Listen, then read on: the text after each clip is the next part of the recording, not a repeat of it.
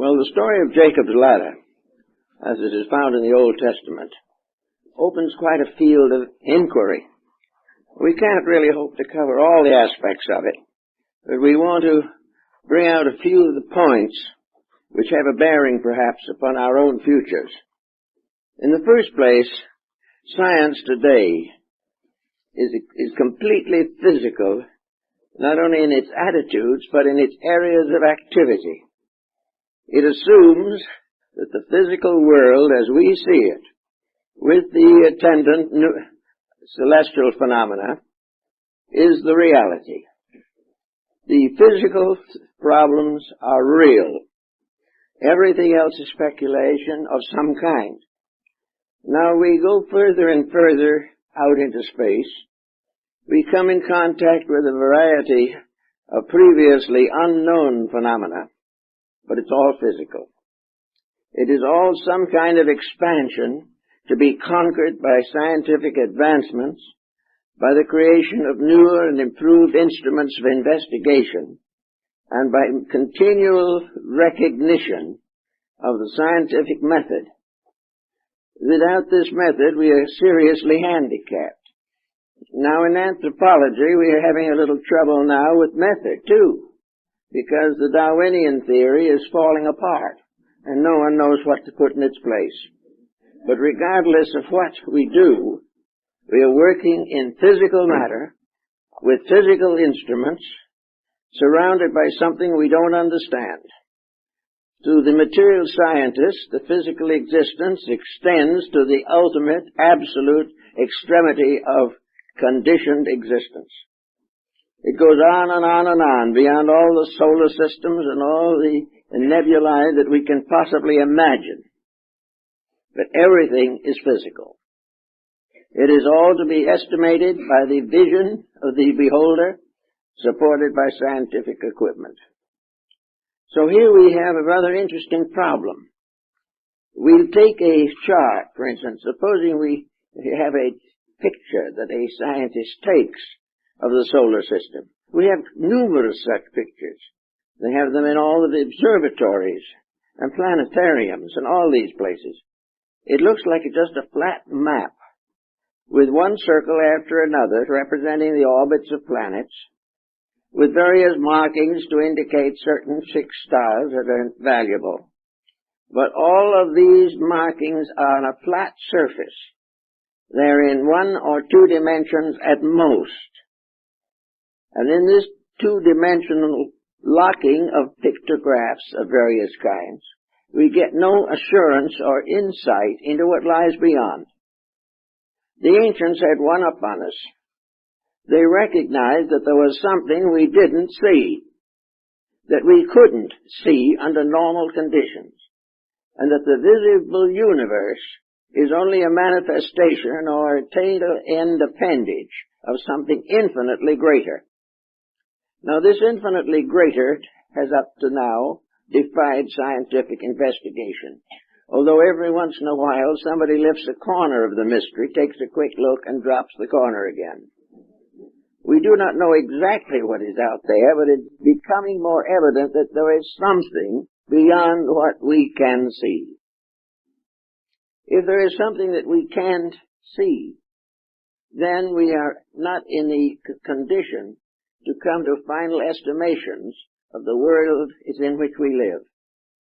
If we cannot see beyond the physical, and there is something beyond the physical, it becomes more or less probable that whatever that is that we don't see is the cause of that which we do see.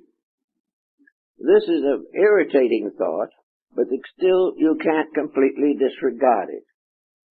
So we come to the idea that the ancients had, and we had ourselves down to the time of Copernicus and Galileo, that the physical universe was only a small part of creation, that the rest of it was just as real, but not within the range of our sensory perceptions under normal conditions.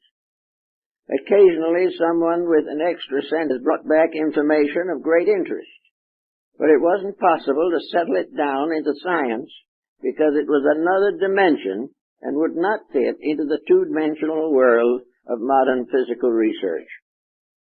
So gradually, there has come about a restoration of certain aspects of ancient learning. We are beginning to recognize that there were many very admirable scholars in ancient times who, if they were not psychic, at least had trained the intellect to the recognition of certain values. Now, to train a mind is very important, but what you train it for is still more important. If you train a mind to see only the visible, that is all that it will see. If we train the mind, however, to believe and to see that which is outside of physical matter, something that is not immediately tangible to the objective sight, then we can perhaps rationalize on a number of important points. And the ancients did a great deal of this rationalization. Without the instruments, we could not function. Without the background of centuries of research, they did some of the most important basic thinking we have in the world of science. Pythagoras with his mathematics and Ptolemy with his astronomy were two great pioneers in the search for the facts about existence. Now, if we take it for granted that the physical world is only a part of something, that it is only the physical manifestation of a vast invisible structure, the thought is not as bewildering as one might think. Even physically, the magnitude of the universe is inconceivable. And if we wish to recognize that it is just more inconceivable than we thought, there will be a certain amount of interest on the matter. Now, in the ancient world, we find a gradual development of a law of analogy. As above, so below. As in the heavens, so on the earth. As in the sky, so in the body of man. As it is in the universe, so it is in the strings of a violin. The colors, the elements, everything we know are in orderly sequences. There is a tremendous series of symbols, each symbolizing not only itself but other things. And this was developed strongly in Asia and also strongly by the mystics of the Middle Ages in Europe. It suddenly became obvious, to some at least, that the universe was a great being and that man was a miniature universe. This analogy was the basis of most early research, and it is this analogy that has gradually faded away under the pressure of intense visualization of material things. Yet the body of man is not all of man, or he would not be worth considering. The body of the universe cannot be all of the universe, or it would not exert invisible laws upon visible things. Everywhere there is an indication that there is something beyond, something behind, and something greater than that which can be captured by the physical sensory perceptions. So this brings us now into the story of the ladder. The ladder, of course, is one of the most ancient symbols that we find in the religions of the world. The ladder of Jacob, upon which the angels ascended and descended, is only one of many examples. The same concept as that occurs in the Revelation of John, where we find suddenly the universe stratified into various levels, layers. We remember the night journey of Mohammed to heaven from the rock Moriah, where he goes through the orbits of the 7 planets, and they become the steps of the ladder. We find Ishtar descending through the 7 gates to rescue Amos, the divine in man. We find in the mystics of the Middle Ages, the Rosicrucians, the alchemists, the Kabbalists, always a strange and wonderful story about this septenary mystery of life. We find it even in Homer's Odyssey. We find it in China, in India, in Greece, in Egypt, in Persia. We find it everywhere. This mysterious idea, the layers of which are the steps of a gigantic ladder. Now this ladder, if we are to believe Hermes, the great Egyptian mystic, the thaumaturgist, of whose life nothing is known. But anyway, in his emerald tablet, Hermes declares that the above is like the below, the superior is like the inferior, the lesser is like the greater is like the lesser. All things follow one immense pattern, and if anyone can break the mystery of that pattern in any one point, any one level, he has the key to the whole mystery. So for centuries men sought this key. Some believe they found it. There are many strange records of such discoveries. But gradually, the majority of human beings became discouraged, disillusioned, locked within the band of sensory materialism. They gradually came, in the end, to a blind mystery. They could go so far and no further, and that which they sought faded away into the unknown. So to save themselves from the continual frustration on this level, most thinkers have finally decided to accept the physical universe as the great mystery and spend the ages now and to come trying to solve step by step the chemistry, the mathematics, the electronics of the universe. Now, in this particular point, we have two very great texts to work with. We have a realization of this in the complete miniature of life, which we call the human being. It has always been held in mysticism that the human being was a miniature of life, that anyone who could completely solve man could solve all other things. But at the moment, no one really seems to be that interested in solving man.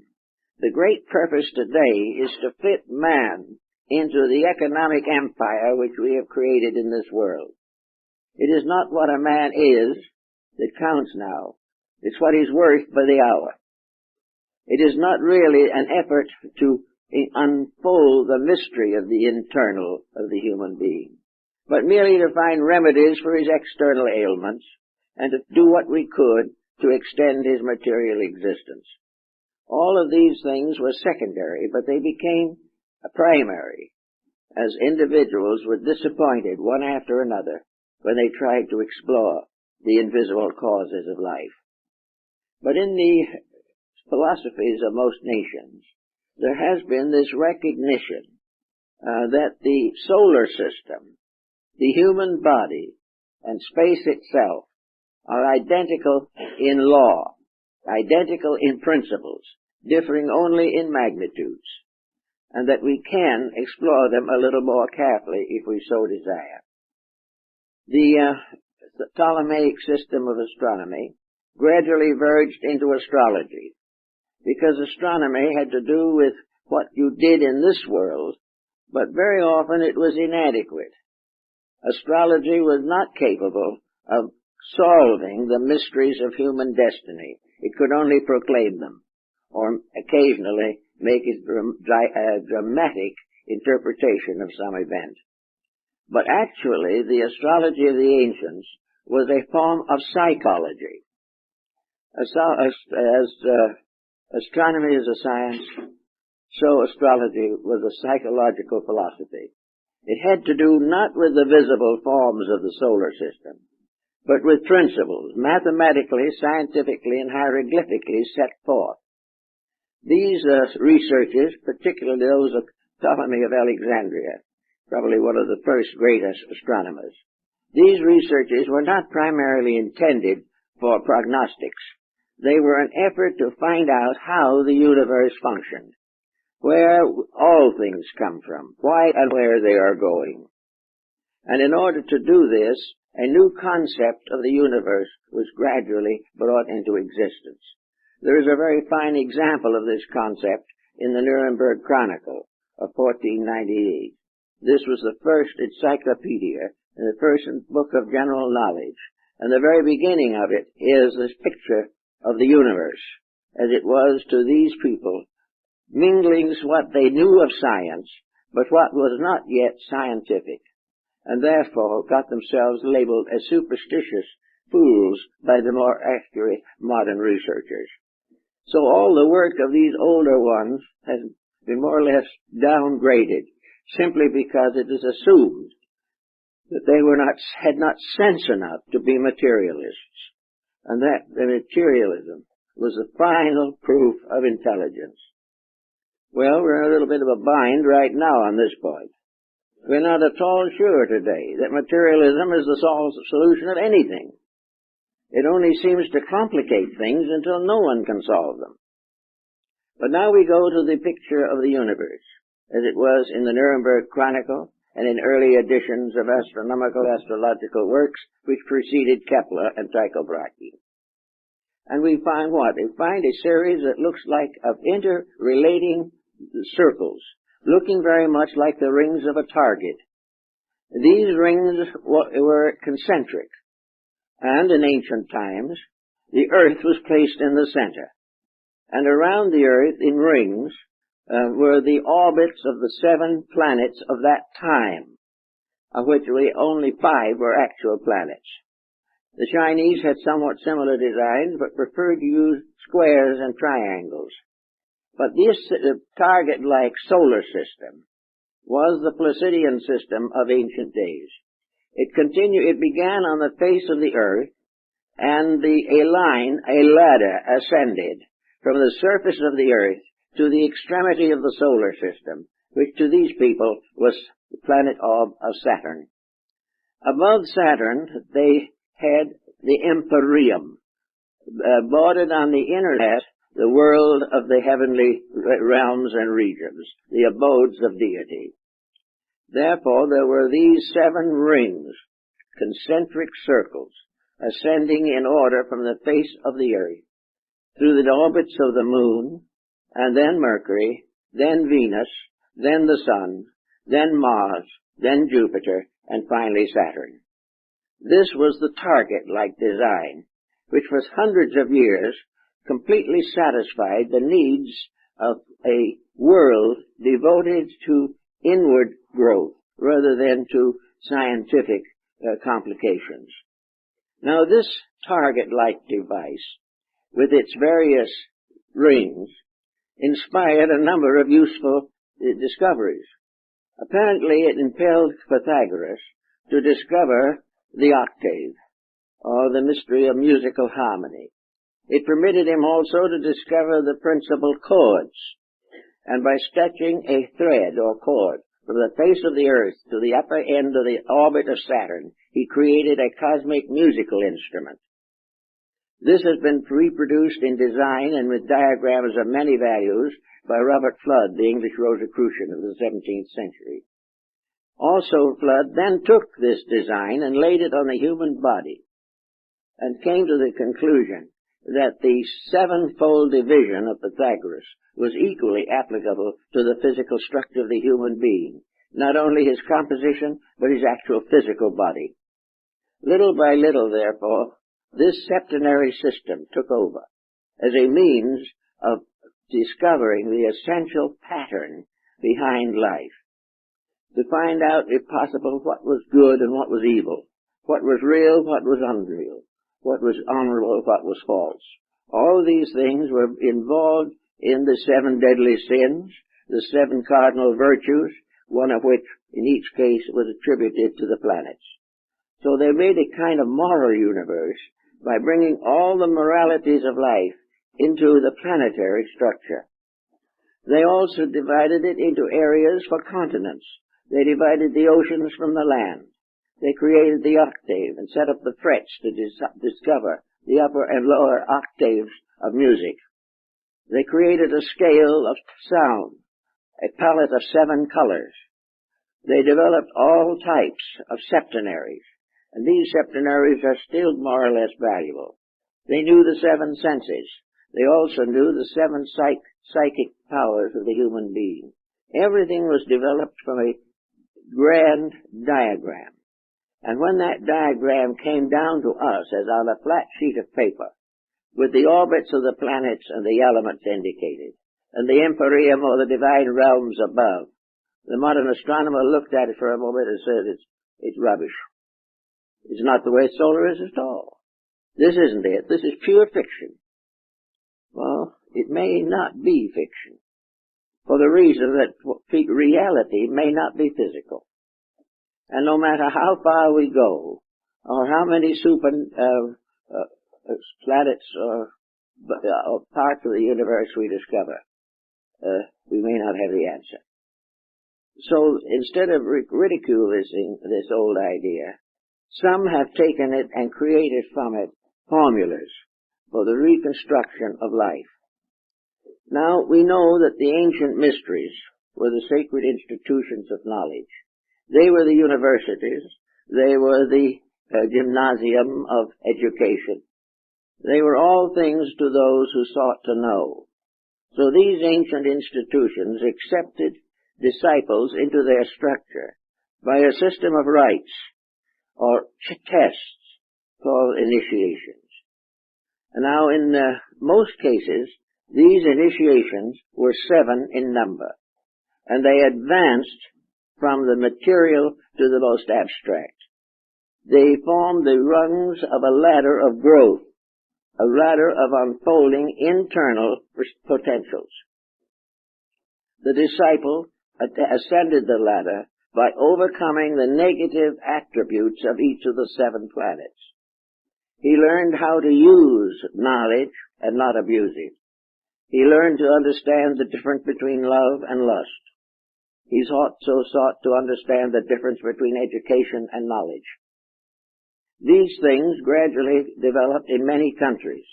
In Babylonia, the goddess Ishtar descends through the 7 gates to rescue the dying Attis or Adonis. The 7 different levels, like Muhammad, climbing the 7 rungs that fell from the sky, that which led him up to the uppermost, and at each of the 7 gates was one of the 7 patriarchs of the Old Testament. But when he came to the 7th gate, so strangely enough, in a Muslim book, the guardian of that gate was Christ. Now all this has something to do with astronomy, because the ancient charts show these gates as parts of the orbits of the planets, the psychological universe lying behind the literal one. We find everywhere, in the mysteries of Mithras, the steps. The Mithraic philosophy reached Great Britain, and there, still in the great houses of parliament and law, are the symbols of the ancient rites. The Templar's headquarters in London was a place of initiation with 7 steps. All of these things remind us that these steps represent qualities. These qualities each rotates around its own sun. The emotional universe rotates around the intellectual or mercurial world. Everything works in an orderly manner. Now we go into the human body, and this is what the Buddhists call the mysterious cave of 7 parts. The 7 parts are the organs of the human body recognized by the ancients. These 7 vital organs are strengthened and intensified in their functions by the contributions of 7 endocrine glands. Every part of the system works together, and to get a key to one part comes far towards opening all the rest of the mystery. We know that some of it has even reached into modern anatomy in names and words. We know about the pia mater in the brain, the thin, gentle, or kindly mother. We know also that the upper axis of the spine, where it joins the skull, was known even in science as the pyramid. All kinds of strange things. The spinal column, with its 33 segments, still corresponding with the degrees of the ancient mystery systems. So we have all kinds of things to think about relating to this ascent from the superficial to the essential. This descent, which is a mystical experience, as John expresses it in the Revelation. The Revelation of John is almost a completely Gnostic work, dealing with initiations into the Gnostic rites. John is picked up and carried through the spheres and comes finally to the gates of the Empyrean. And there the upper world is revealed to him. All of this was part of the philosophy of antiquity. Now we can come back to the modern world and we can say, but there doesn't seem to be any proof of this. There doesn't seem to be any reason why we should expect to find something strange and mysterious at the top of this mysterious ladder that we talk about climbing. The ladder that was known to be pointing up to what the Egyptians called the Jewel of 7 Stars, which formed a constellation at the head of the ladder. All this was part of something. Here we have in India the mystery of the 7 chakras, aligned along the sympathetic parts of the gangliated structure. We also find the mysterious yogas, 7 yogas, tied into these 7 gangulated centers. Everywhere 7 days of creation. And all these things tie into something that we are trying to put together to find out what kind of a world we live in. For a long time it didn't really mean too much to us. We were getting along pretty well. The Bible told us that we would live 70 years. Well, when they came time to translate the Old Testament, the high priest Eliezer selected 70 elders to make the translation. And the first translation of the Jewish Bible is called the Septuagint, or the work of the 70. Every time you look around, you'll find 70. You'll find some reason for it. Now, in some cases, it is obvious that it is arbitrary. But it can't be arbitrary in all cases, because it ties into too many vital facts that we know in our daily experience.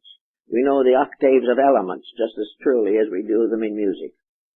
So out of all of this, there comes this vague suspicion that there might be some way of breaking through this mystery to find out something about the reality of ourselves.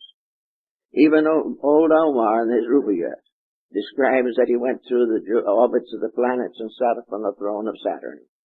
Everywhere we have this same analogy, east, west, north, and south. And it means something. We know the ancients recognized 7 races. They also recognized 7 continents. All the way through, the septenary had to hold true. Now, what does that mean, perhaps, in our own thinking today? Suppose we assume that the individual himself has a septenary of faculties, that he has various levels of insights, that he has various ways of measuring things, and that all these, except the visible faculties, are invisible. That somewhere there must be an answer. It is not possible to assume religiously that this creation is without a cause. And it is not possible scientifically to prove with any degree of inclusiveness that everything that exists is merely an accident, that things just happened. Things don't just happen, because there are too many evidences every day that things happen according to rules. And today there are many, many people who have experienced what we would commonly call miracles, simply because they intuitively kept the facts of life straight, whereas somebody else had mixed it up for themselves. So we have this problem of trying to understand the rights of the mysteries, how to penetrate into this structure and see why it answers all questions if we find out the key to them. Now, the key, it begins with a very simple point. It begins with the earth. The earth is the foundation upon which the ladder rests. And in man, the physical body is the foundation upon which the ladder of his spinal cord and column rests. It is also true that this physical situation that we have is the beginning of something, that all through the universe there is an interplay of various forces and factors. The other planets of the solar system certainly have mutual influence on each other. Therefore, the whole universe is one tightly tied bundle of processes. There is nothing accidental, incidental, or unimportant in this process. It is a complete integration of purposes. Now, for man, what is the purpose? Why is he settled here? Why is he in the problems he's in today? And why are these problems being pressed upon him to the point of his final solution of them? The answer is that man is here, like everything else in the universe, to grow. There is a purpose for him. The life of man is not merely a brief interlude between the cradle and the grave. The individual, by being born, living, and finally cast off this body, is not merely an accident of nature. It is not simply something that happens. And this is equally true when you study the cross-section of the eye of a fly. A magnificent mathematical pattern. That pattern is not an accident. Procreation is not an accident. Growth, maturity, the release of all kinds of attitudes and processes in our own thinking, these are not all accidents. The main problem, the greatest cause of accidents probably that we have, is that we have been gradually trained to ignore the testimonies that would lead us in the direction of truth. We are trained to be materialistic. If we do not believe that life is a vast futility, we are out of harmony with contemporary thinking. All other idealists are therefore merely dreamers, hoping, fearing, wondering. But the facts are that the physical universe alone is real. This is no longer tenable. We can't do it and face the national problems we have. We cannot understand the reason for ourselves until we discover that there is a reason for everything. We cannot solve the problems of government until we fit them into the great septenary pattern of existence. The final 7 laws that govern life must be adapted to the 7 rules which govern a nation or a community or finally the individual himself. All these things are part of an inflexible design. To ignore it is simply to suffer. It could give us answers, but if we do not search for those answers, we are simply victims of what we like to call accidents. There are no accidents. Everything has some reason for it. Something has happened to make it necessary. Now this is what the ancient Hindus call the wheel of necessity. That we are all on a cyclic pattern of needs, of things we have to learn and things we have to do. And there is no graduation from this school until we do what we ought to do and find out the answers to the things that we must know. Otherwise, we are always going to fall short of that which is necessary to release us from the painful cycle of necessity. Necessity has only one solution, one remedy, and that is to accomplish that which is necessary. Once we keep pact with necessity, all other things will come into order. Now today in world affairs there are necessities. These we are carefully ignoring because they interfere with our personal objectives. And yet we are going along, breaking rules and suffering, and blaming it all upon the fact that there are no rules, that everything is just a long trail of accidents, and that we will sometime join the past with its 7,000 years. Actually, we have to begin to think of a lawful universe. Now, if a lawful universe exists, its laws must be susceptible of discovery. It must be possible to solve things if the universe has patterns that require solution and demand solution. Nothing is impossible as long as we become aware of what we are trying to accomplish.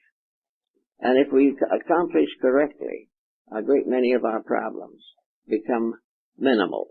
And most of the things we worry about today, crime, poverty, narcotics addiction, alcoholism, all these things will cease if the individual becomes aware of the rules of life. Now, of course, we make laws physically to inhibit crime, to limit or restrict disasters and disorders. But these laws are not laws we love. They do not arise from realities. They arise from legislation and are frequently modified to the benefit of the executives. We are not actually ruled by laws that are primarily solutional to our need. We are following laws that legislators hope will help us to keep the peace without understanding why there is no peace and will not be until things change and become lawful. Now the ancients left us a great diagram of lawfulness. They gave us a wonderful hint. Lord Bacon advanced this, that by assuming definitely that there was a universal intelligence at the source of all things, yet he held some reputation as a scientist, and he proved conclusively that an individual could work definitely and deeply with physics, mathematics, chemistry, and other sciences, and still be a good child of the Church of England. The actual answers that we need do not interfere with our effectiveness. They simply make this effectiveness real and permanent. They contribute to the solution of things for which we are all seeking some kind of useful answers. So here we are with a universe so built that it is capable of being understood. And we are here to make what some of the ancient peoples called a pilgrimage. Now the pilgrimage is an ascent through the rungs of the ladder. A pilgrimage is a pattern of growth. It is a pattern of realities. And in Japan and China, the Buddhists make pilgrimages. These pilgrimages are for refreshment, and they are journeys from one sacred place to another, with the understanding that through the inward contemplation of the journey, the individual becomes aware of the eternal journey within himself, which must finally bring him home. As we find also in Homer's definition of the journeys of Ulysses, where he says the great hero of Troy set sail again for his own far distant native land. Well, this far distant native land is in a sense the new world, a new world of peace and order and integrities, based upon a fact that there are reasons that we are not required to do what other things do because we can see what they do, but we cannot see what we do. We are not expected to take everything on credit. In fact, I think the scientist is more gullible in these respects than the average theologian. The scientist believes anything that another scientist says, whereas the theologian believes only the sayings of his own theology. So he doubts something. But the more conservative attitude at the moment is to try to break through to something. Now, in the midst of all of these problems, whether it be now or 5,000 years ago, we see the similar phenomena occurring. Out of the crisis, out of the strife, out of the stress, the pain, the suffering, the war, the plagues, the massacre, the tyrannies, out of all of these things comes a kind of longing, a yearning in the human heart for peace, a great desire to understand why we are suffering, and to find some way of curing this suffering. But up to now, we haven't realized that we have the suffering and the cure is limited to the same level as the suffering. We have to chart by which we know we suffer, but the chart of remedies is based upon the same chronology. We are working on one level to have the problem and cure it at the same time. Now, in the old ways of thinking, you couldn't do it that way. The old way was, if you have a problem on a level, you must cure it by going one level above it. You must outgrow something to escape the consequences of your own mistakes. You cannot simply ask the government to pass another rule to supply more food for the homeless. This is all very important physically, but it's still physical. And it will never solve the solved problem. There will always be hunger until we find the cause of it and not merely try to feed the hungry. We have to know the reasons for these things. We have to know that our dilemmas result from our own abuses of knowledge, abuses of skill. Science in some cases has actually given us the knowledge we need, but we even abuse that knowledge. We are unwilling to recognize the larger picture, the larger destiny of things. because of this restriction and limitation, evils go uncorrected generation after generation, and war follows war in painful frequencies. But actually, we are the masters of these things. We make them. We cause them. But we do not know how to cure them. Now, it may well be also that in a time of this kind, that the new rising mind of the public is going to begin to investigate. In the last, I would say, 5 or 10 years, the interest in transphysical things has increased 100-fold.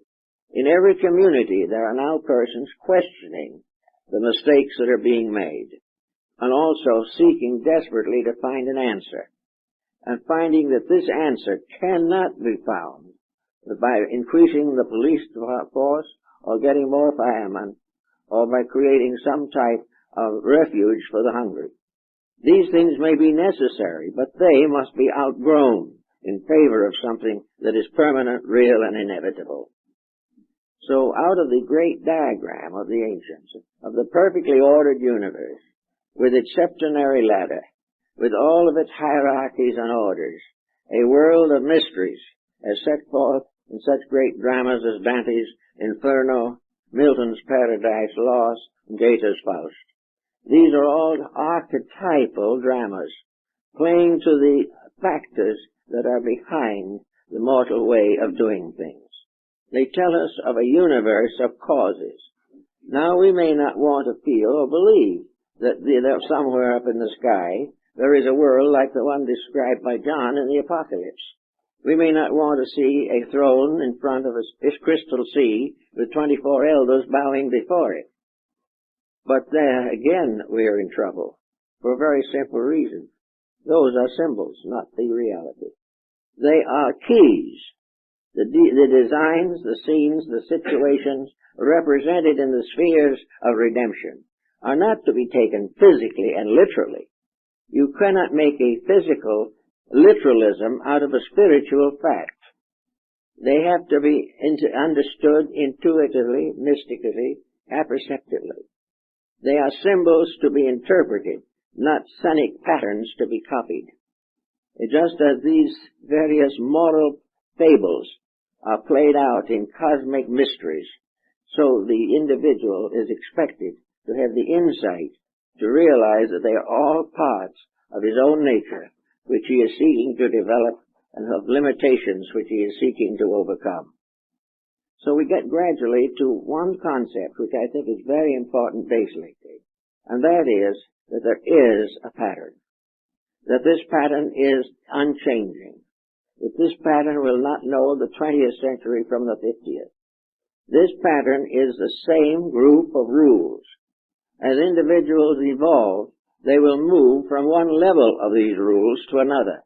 But no individual will ever be allowed to function indefinitely in variance with rules. He has to finally accept them. And by accepting them, vanquish them. By overcoming them, perfecting himself by means of these rules. Now, those of you who have ever been in a Muslim mosque will realize that in the courtyard of the mosque there is always a pool of water. This pool of water, like the Jewish mystery of the bowl on the shoulders of the 12 oxen, this bowl, or this pond, is a symbol of purification, with purification. The highest physical aspect of existence is the purification of physical life. Purification means the removal from that life of everything that is contrary to life, and anything that is a cause of death, sickness, or destruction. To cleanse means to outgrow those defects which impair the person and endanger his world. So the first step always, represented in this case by the moon, is purification, the lowest rung of the ladder. All things must become clean. Clean inwardly, clean morally, clean and simple and honest in their dealings with each other. Purity in this case means overcoming ulterior motives, overcoming all of the negative criticisms and evil thoughts which offend the law as well as our neighbor, and also to realize that this is the first step, and that no one can take the second step until he passes the first one. So the search inwardly for the mystery of the seven-rung ladder has to begin with the individual bringing his material, physical life into order. Some other people like to jump right past that and go on to something better. But unless it is conquered, there is no receptivity to something better. The individual who has not corrected his faults will not be happy by lifting them to another level. He will keep right on having his faults. So the first step or the first rung of the ladder was purification. It was the process of bringing the life into harmony with natural law. It was to make the world a natural garden, as it was intended to be, in which all things lived together in peace, and everything was mutually supporting all other things. This land of personal purification is a matter of quite a little serious thought for most people. One of the best ways is to sit down, figure out what your most obvious failings are, and then, dividing them up, make a little slip of paper and say, I have a rather quick temper. I'm not very patient. So for the next 30 days, I will work with patience. I will try to discover why I am impatient, and I will also discover why I am punished for impatience. If I am sufficiently impatient, I will have nervous ailments. If it gets too bad, I may have to go to a counselor. If it still gets even worse, it'll break my home. All these things will have to be taken into consideration. But there is no cure except to change, to grow up into a realization of the value. To fight yourself into a control is no good, unless inwardly your consciousness supports that control. It is of no value to you or anything that you are doing. There is no way of getting away except by correcting the fault. Correcting it because we want to grow, not because the fault is a delightful thing we would like to enjoy whenever the occasion arises.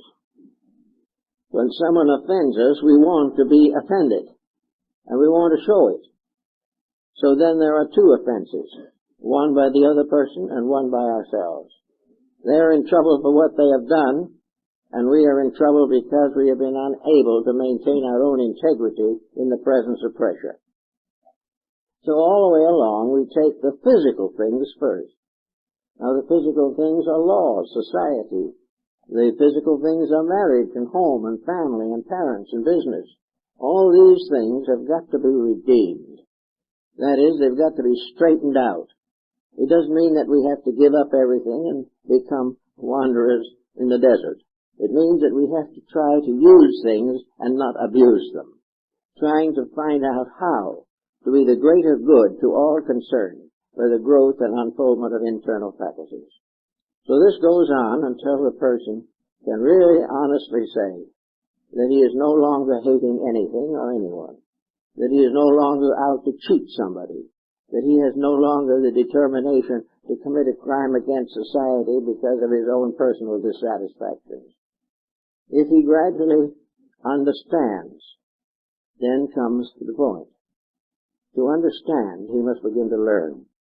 He must begin to be aware that there are laws. He has to recognize that he is not making a reformation of himself simply because of something he doesn't understand. The physical solution to it is health. If it is bad for his health, then it's wrong. If it is bad for his associations, if it breaks up the normal experiences of living, if it puts penalties upon others that he do not need, then it is not good. But he has to find out for himself how to improve this situation. Now as he gets a little further along, he comes again onto a new rung of the ladder. And this rung is supposedly governed by the god Mercury. And Mercury is communication. Mercury is also intelligence. Now, Mercury is not philosophy. Mercury is the kind of intelligence that we get in a public school system. Mercury is the training of the mind for the purpose of adjustment with circumstances and conditions. So we come now to the second rung of the ladder, and that is education. Education must become the source of certainties for us. Education must help us to have strength to make the changes that we need to make in order to accomplish the goals which we are presumed to accomplish. Therefore, education must lead us to idealism and not to materialism. Education must help us to understand the divine plan for things and not accept as inevitable human mistakes. We have to use education to find out what is worth knowing, how to find out what does the most to help us to be constructive, useful people.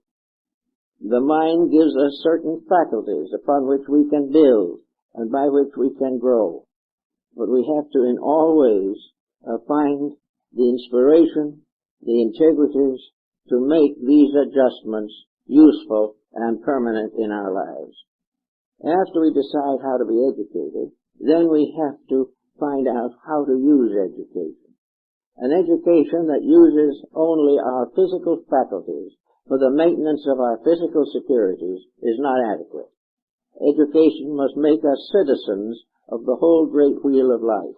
It must cause us to become potential citizens of a universal world, a world that extends beyond the stars. We should recognize ourselves as parts of a vast plan, and not as poor, suffering individuals deserted by everything, including time. This is the second type of thought. Then we come to the rulership of the third rung of the ladder, which is Venus. Now, Venus is emotional maturity. It is the revelation of the emotional beauty factor. It governs affection, it governs beauty, it governs all of those impulses which arise from the sublimities of existence. It is also a sincere affair. The great keynote of Venus is sincerity, that all emotions must be true, must be real, must be right. That all emotions must lead the individual to a higher degree of insight and, if necessary or possible, impel others to self-improvement. In other words, the satisfaction of affections is the proper use of our feelings of unity, of responsibility, and of all those natural relationships which are part of our third step of initiation, so to say. In other words, we have to cleanse the inside of the emotional cup. We have to purify our lives. We do not become ascetics. We do not become monastics. We become kindly people, using the powers that we possess as they were intended. All misuse is tragedy. Things must be as they should be. And that takes the next rung of the ladder, and that next rung is the sun. Of course, the ancients considered the sun to be a planet. This was not true, but for their analogy of the purpose they were working with, it was suitable until other planets were discovered. And the sun, therefore, comes to be the life giver. The sun is the contribution of each individual to the eternal growth of things. It is the problem of bringing life and light to others. It is service. It is protection.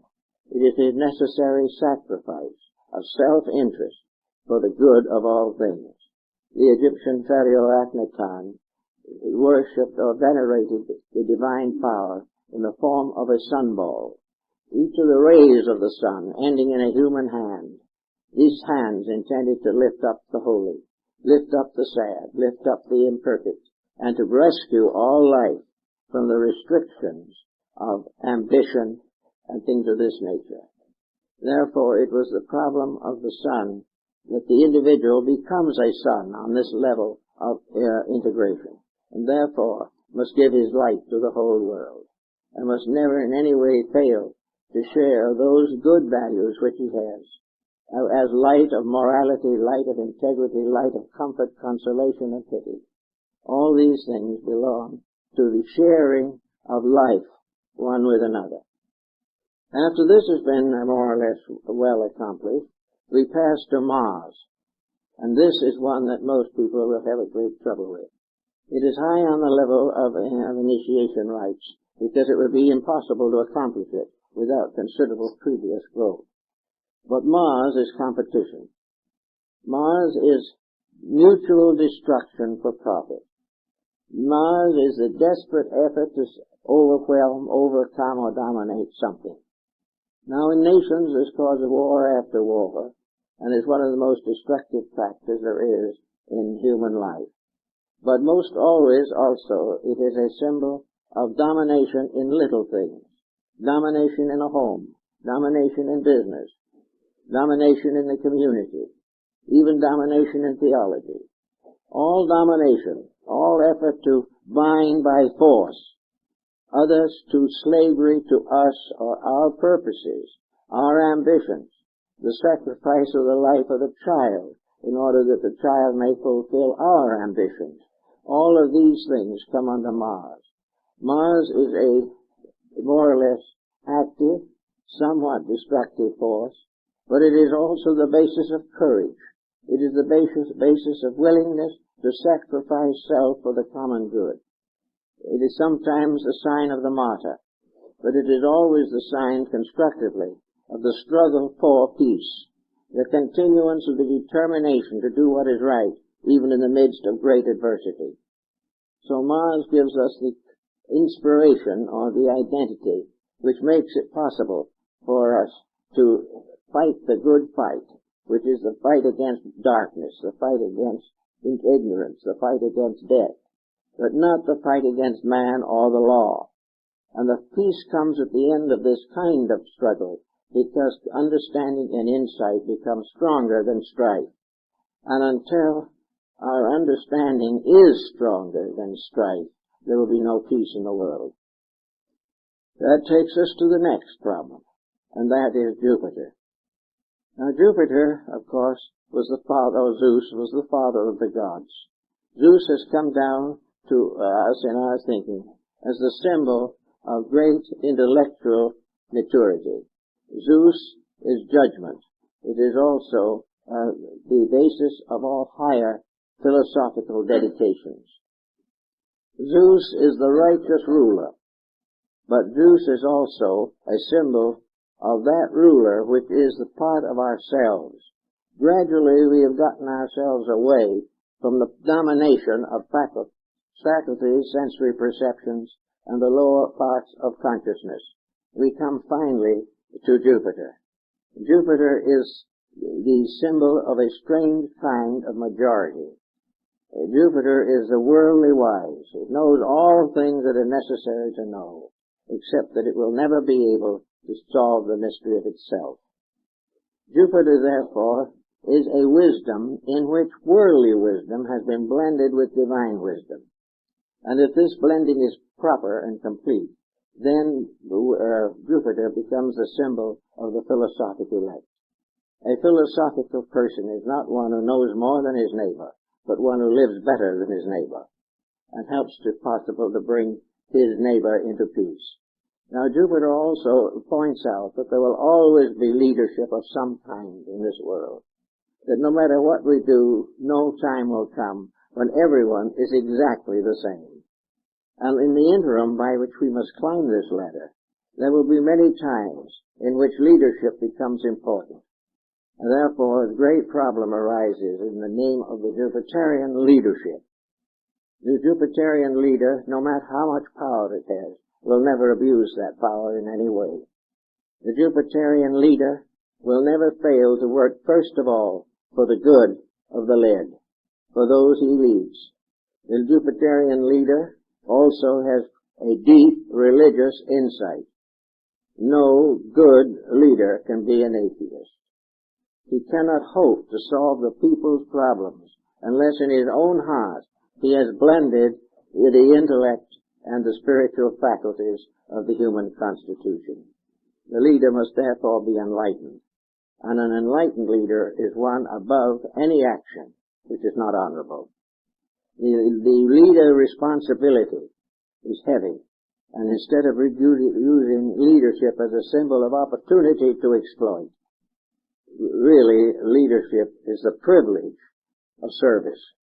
It is the privilege of doing things for other people to make life better for them and for the world in which they live.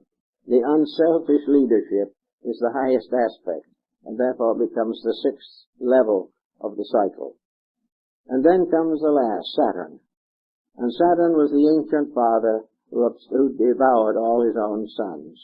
It was a very interesting legendary behind Saturn. Saturn is a symbol of a very deep composure. Saturn is the final statement of a maturity blending inside spiritual enlightenment with material adjustments. Saturn is therefore the symbol of that balance which, when achieved, makes the individual almost indestructible. Saturn is that which has no longer any breakage with law. It has no longer any conflict with realities. Therefore, in the more common feelings of astrology, Saturn is the restorer of long life. This means simply that it has reached the point where it does not cause short life to itself. It has kept the rule. It has made the dedications. It has the profound attitudes and yet the simplicity and directness of revelation. So Saturn represents the truly wise person, the philosophic elect, the sage, the person who has lived the life and has now become the teacher of others. It is the religious symbol of leadership. It is the power to become the good shepherd and carry forward the labors of sharing wisdom. It is from the Saturn level that the great leaders of peoples should be chosen. Leaders who would be incapable of leading a people into war. A leader that would be incapable of permitting discord and dissension of an unreasonable nature from arising within his empire. So that the one who would be the greatest among us must be the servant of all. And that is the position of Saturn. All greatness is service. All elevation is for the service of those who must obey the laws of leadership. So there can be no mistake, no fallacies, no corruptions possible in this pattern of things. Now, if the individual has followed this line through, he then comes, as the Egyptian mysteries showed, and the Eleusinian, and the Bacchic and Osirian mysteries, he comes into the presence of the Great One. In this sense, in Egypt, we follow very closely the story in the Apocalypse of John. For we come to the great figure walking among the candlesticks, carrying the stars. This is a symbol of that which is above these limitations. This is a release in which the individual, having step by step overcome the impediments which he has placed upon himself or has permitted to society to place upon him through wrong education and wrong laws, that the individual comes into the presence of Osiris in Egypt and comes into the presence of the Lord with the stars and the candlesticks. And in every religion there is some, whether it is Shanti in China or whether it is Mahavarakana in Buddhist Japan, all of these symbols represent coming face to face with the truth. Coming face to face with the thing that is as it is. I am that I am. And this tremendous experience was represented in the mysteries by the psychostatia, or the weighing of the soul. Here it was that, having passed all tests and obligations, having fulfilled the discipleships of the mystery rites, having learned all that was possible to be taught by illumined and initiated teachers, the individual comes straight into the presence of that which is his own destiny. Now, if this occurs, and the individual reaches the highest degree of initiation, physically, he becomes an arhat, or a lohan, or an adept in the terminology of different religions. He then becomes one who knows. Now, as one who knows, the very fact of knowledge brings with it the first great burden that knowledge must bear. But now that he knows, he must give and share knowledge. He must go forth in the name of knowledge and in the name of service to become a depending force in the development of other people. He must become a part of the hierarchy, or of the order of leadership, which is behind the administration of universal law on the physical plane. Because the laws themselves are not physical. It is only an individual who has transcended the physical in his own life and has become the arhat, who is capable of interpreting something above the physical for the needs of those who are still bound by the physical. Again, it is a problem of proper instruction, and the adept, having received that instruction, is capable of sharing it. So little by little, the journey upward brings the creation to the adoration of the creating power. It stands in the presence of the infinite, and in this path, standing forth in its eternity, the creation, from the smallest to the greatest part, from the smallest gnat in the sunbeam to the vastest of all universal systems. All these things are parts of the unfoldment of one tremendous principle. And this principle is the gradual unfoldment of the infinite through the finite, and the gradual victory of the infinite over the finite, and the final union again of the finite and the infinite in an eternal bond of identity. All of this makes a very interesting and illuminating series of discoveries, which we have to make as we can, little by little. But the Buddha said on one occasion that the longest journey begins with a single step. And this is more or less the problem that we face. We are all of us on this journey, whether we know it or not. And we are going to be unhappy on the journey until we learn that it is the journey that can make us happy. But we have to make the first step. We have to make a dedication. We have to indicate by bringing a burnt offering to the altar of the Lord, as described in the tabernacle rites. We must bring a gift to the altar as a proof of sincerity. And the only gift that anyone can really give is himself. We have to, therefore, sacrifice the self-rulership in order to come under the heading of divine rulership. Now, self-rulership for most people is rulership by the ego, by the personal self, by the individuality, by one of the lesser powers of life. But when we lift this rulership from the personal equation, when we no longer say, I want this and I will do that, and we gradually find out the truth of these things, we then realize that this leadership is always vested finally in the highest part of our own natures. Now, as the various elements of the pattern of the 7 steps have unfolded in ourselves, we finally shift the leadership of our lives from the mind, from the ego, to the divine principle abiding always within ourselves.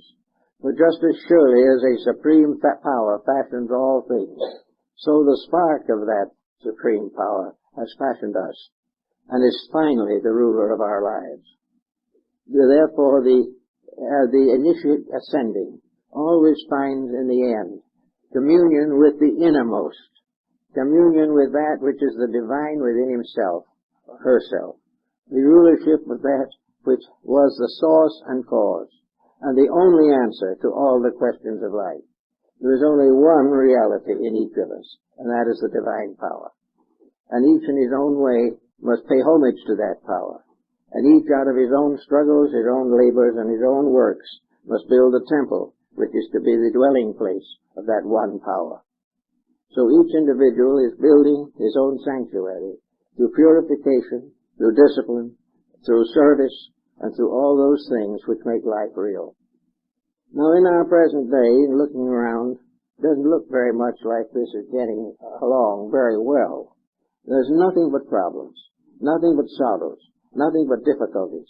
But I think we all notice, that in the last few years, these difficulties are beginning to create legitimate questions.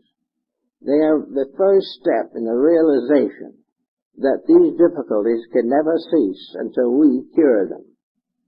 We have been waiting for something else to cure them. We have been waiting for the angels to come down and take away our misfortunes. We have tried to escape through everything from cursing to praying, but the problems still remain. And they will remain until we recognize the real answer. We are worried about nuclear fission. We are worried about various types of restriction and limitation of growth. We are worried about the earth getting tired, of the petroleum resources going out. We don't know what to do with our waste and garbage. All these things are problems. And we are all a little bit dazed by them.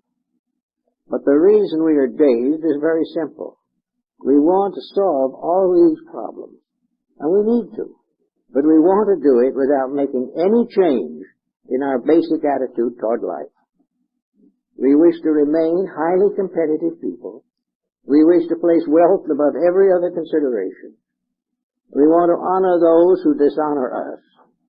We want to do everything that we always have done without interference of law or order. We want to be happy, but we do not want to change. And yet our attitudes and our conducts are why we are unhappy. Now, there's supposed to be some kind of a scientific discovery coming along. It will solve all this. I remember when there was great talk about the automobile that was going to solve and end forever cruelty to horses. Well, it didn't exactly work out as it was intended. But we are always in the presence of some kind of a repair. But we do not recognize that we cannot cure this physical problem from the level of the problem. We cannot cure war by simply fighting war. We cannot get war out of the physical world unless we do something to change the physical world, either in nature or in ourselves. We cannot get better without becoming a little bit more virtuous. So in this problem and struggle, we have to face that this mysterious circular diagram with the 7 circles represents not only the cycle of growth, but it represents the level of problems that have to be overcome one by one. But there can be no problem overcome unless the cause of it is outgrown. And it is outgrown not by ages of suffering, but by proper intelligent education. We have to be taught the laws of life. We have to be taught the ways of living. And we should start with young people. Our ancestors, with a simple faith in God, and with children who obeyed, in principle at least, the simple ways of their ancestors, the problem was not very serious. But now it is becoming a proof that infirmities build up, corruptions multiply, and we have come to a time where we have simply gone too far in the ignoring of value. And we cannot do this indefinitely. Socialized states are beginning to discover they cannot handle their own states unless they are able to do something ethical or religious to enlighten and hold the attention of people to self-improvement or national or world improvement. We cannot keep on breaking the rules and enjoying the joys of a good life. So as we sit down trying to study this a little bit, why don't we just also look back a little? Read something that Paracelsus wrote. Read something of Neoplatonism or Gnosticism. Read something of Buddhism. H.G. Wells said that Buddhism was probably the most important moral doctrine the world ever had. And the Buddhist philosophy of life is very, very simple. Serve the good. Refrain from evil. Purify the mind. This was the basis of that entire religion which moved at one time across the face of Asia. We are all now looking to find out how to improve the present situation. And the first thing we have to do is to put together all the analogies, all of the overwhelming parallels that we can see in every level of life, and from these get a new vision of law, and find out that we are in a universe of law and order, and that we are the ones that are out of order. And until we correct this condition, there will be no permanent improvement. That's it.